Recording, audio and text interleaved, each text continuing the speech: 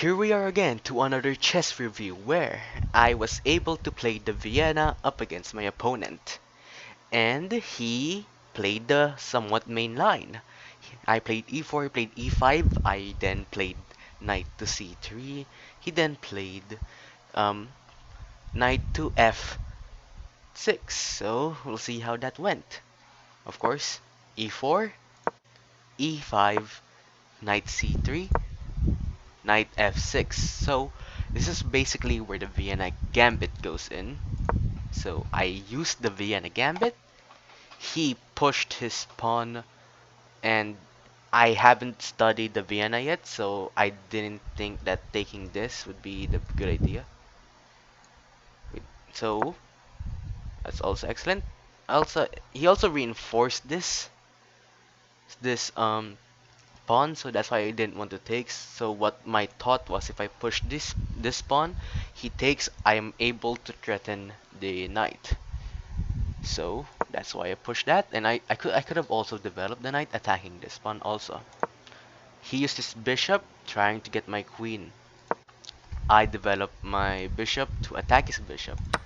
He takes, I so I push up. So what my thought here was, I was attacking three, excuse me, I was attacking three pieces at once. The pawn, the knight, the pawn, and the other bishop. So basically, I was attacking four pieces. He takes, I take, he takes my um he takes my bishop.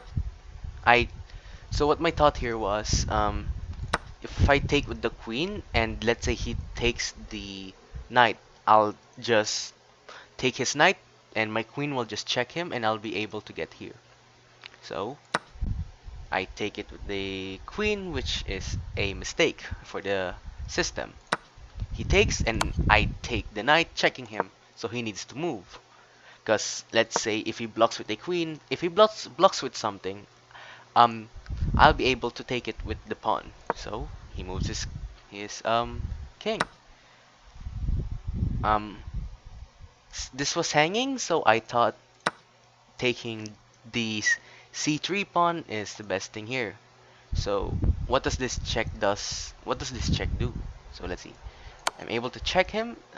Let's say he did the best move. He went for c6. What do I do now? He went for c6. So I see if I go here, if he takes this pawn, and I'll just take the queen. Basically, I got a pawn and a bishop, while he just gets a pawn. So I should have done that. I should have checked the king. But this is where my thought was, if I check here, I get nothing. That was my thought. But I didn't see the line that two pieces are now attacking the g7 pawn. So that's why I didn't check the queen. So I take this. Now this makes my structure very weak. And I also thought, if I'm able to take this, I'll be able to have an open file for my rook at a1. So he takes this pawn which was hanging. So I put my bishop here so that when I put this up, I'll be able to threaten the queen. Now take note of this, because this is gonna be very important. Now he played this. He's trying to play this. He wants to checkmate me. Well, somewhat checkmate. He wants to like go here. So in my mind, I was thinking I should play every check move I can, but not realizing that I can castle here and still give out a check. I did not see that. Usual 700 player, and you might ask, how am I 783? I don't know at this point. So I check. He moves here. Now, now what my thought was, if I check him here, he could go here. Then I'll just get here to check him and get a free rook. Those who know chess may know that there might be something wrong with that line, but we'll see. So I played that move instead of like developing my knight, blocking the entrance of the queen, and also getting to castle here, which must be honestly that was my first thought, that I should develop the knight and castle second. But in my head, I was saying to myself, I should play every checks that I see, even though I know that one line could mess it up whole. Like he could put his king at b6 and it would mess up my whole plan earlier. If I go here, he goes here, and I will not be able to take this pawn. So I was, but I didn't see that line. I was tunnel visioning. Yes, that's the main focus of this video. I was tunnel visioning onto that one line instead of like looking for every possible line that I can see. So that's why I'm always tunnel visioning on the checks, hoping that it might lead to something. So check. Now this is what I was hoping for. This is what I was hoping for. Now, do you remember when I said that if I put this up, the queen will be attacked? Now that would be a good idea since this also leads to a check and leaves the queen hanging. Well, not hanging, the pawn can still, but it just leaves the queen in danger. And also, this pawn, even if it's taken, I can still take it, but it's still protected by my own queen. So putting this pawn here is absolutely a great idea. Not in my head, I guess. Not in my head. Not in my head that there was a hanging queen after c4. After c4, there was the queen. The queen is dead. But no, in my mind, I was focusing on the line, on that one line. I'm able to check here. But I didn't know that b6 could, no, b6 could not happen. B5 um, was the best line for the opponent here. So a5. If it goes to a5, what now? Now, what can I do? If I go here, I can't. If I take this, what happens if I take? What happens if I take that? Checkmate. Checkmate. There's checkmate. So I alleviate pressure because of this queen moving. Because of this one queen moving from e2, the pressure that the bishop and the queen has on that checkmate file is still on. So that's why this line is bad. Because if he moves here, I will not be able to deal with the threat. I could probably move my knight right here. Yes, I can move my knight right here, but that I can get. Oh, I could get checked. I could get checked. Where do I go? I can't go under the knight, or else the knight will be pinned. I cannot go here, or else I'll be in open space. So that's why I move. That's why I need to learn better about controlling squares and not tunnel visioning onto the things I want. And fortunately, the moment I did that move, queen takes b7 pawn, he didn't go a5. He went for the checkmate square, which is c4. Now, now you might think that I will go here, right? That's basically checkmate. No square here. He's basically dead. Square down. He can't move here. He can't move here if I put the queen here. And my queen's protected by 2 pawns. So basically, that's checkmate. You may think that would happen, but no. I actually took the rook. Never mind. I didn't take the rook. I saw the checkmate. Don't worry about it. When he's that's yes, I didn't see the line. Yes, I saw the checkmate, but I didn't see the line where the queen was absolutely dead. Yes, I don't know how I get to 783 at this point.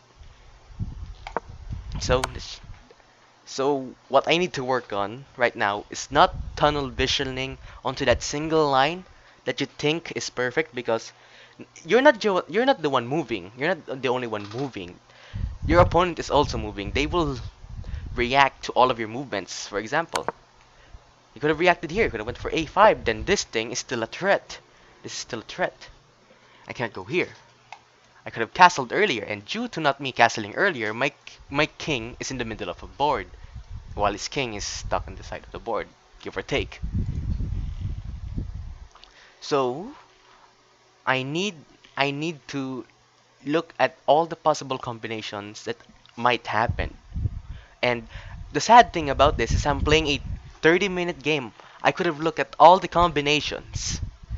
I'm playing a 30-minute game, yet in 7 minutes I'm already in this phase.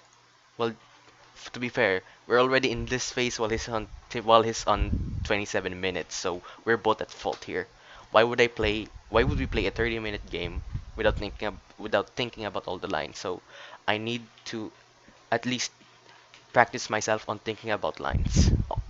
Next is did I actually take that? No, no, no, no. Next is knowing my openings. Knowing my openings. I need to know my openings better.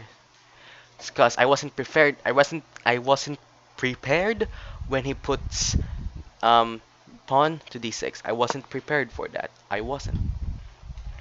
So so yes, d4 is a still a good move, but I could have developed the knight attacking the same pawn in the process. That's one mistake. I need to learn my openings. I need to watch Gotham Chess again, the Vienna, which again, I don't know if Gotham Chess is watching this, but if you do, man, I love your videos. Just keep doing what you're doing, man. Anyways, I there's a lot of line to the Vienna. Let's say if he takes the Vienna, then I'll play this. Then he needs to move his knight back. Then I need to play knight f6 since queen to h5 is coming. And queen to h4 is coming. So that's why I need to play knight to f3. Now if he tries to take this pawn, I need to reinforce the middle structure with d4, and also it reveals an attack on this, which is also beautiful. If he takes, let's say he takes, I takes, there's a queen to queen trade already happening here. Or wait, mm, yeah, I still need to reinforce this. If he takes, um, what's the best line? Ooh, I need to put the queen at e2 if I remember because it pins the pawn to the king. So put my knight to e2. If he takes, then leave this thing hanging. That's the Vienna gambit. That's like half of the line. I still need to memorize more. The other part is when they decline the gambit. So let's say boom, they put knight to c6, take the pawn. If they take, I can push here. If they'll go back here, then I'll push the e pawn to e5, threatening this. So I haven't really mastered the Vienna yet. Also, the Pirk's defense, I still need to practice the Pirk's defense. I still haven't checked if Gotham Chess has a video on that, but yeah. But that's one thing I need to study openings. And um and all I can say is that this game was had more blunders than a pirate's bounty. That's all. See ya.